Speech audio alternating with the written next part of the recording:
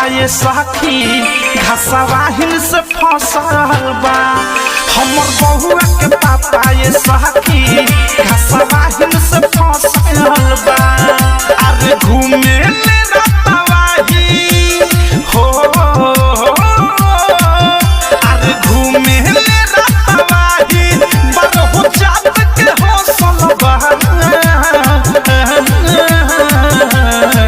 हमर बहुआ के पापा ये सखी घसवाहिन से फसल बा। हमर बहुआ के पापा ये सखी घसवाहिन से फसल बा।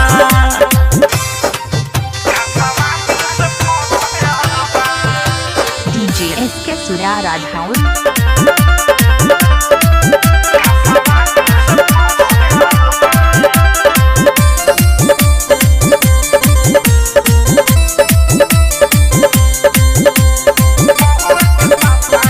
इलाका किसी का हो धमाका एसके सूर्या राधाउर का ही होगा।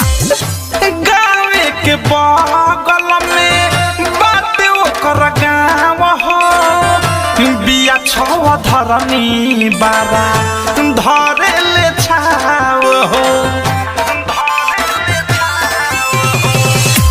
गावे के बगल में बाटे ओकर गाँव हो बिया छव धरनी बारा धरे ले छाव हो। अरे हमरो से ज्यादा सैया जी के दिलवा में बसल बा। हमर बहुआ के पापा ये सखी घसवाहिन से फसल बा। हमर बहुआ के पापा ये सखी घसवाहिन से फसल बा। डीजे विकास रीगा सीतामढ़ी इलाका किसी का हो धमाका एसके सूर्या राधाउर का ही होगा। डीजे एसके सूर्या राधाउर अवधे सप्रेमी हो लागल हो पाता ओकरा से जोड़ले बारे हौवाला नाता। राइटर थारू सुबुध लागल हो पाता ओकरा से जोड़ले बारे हौवाला नाता।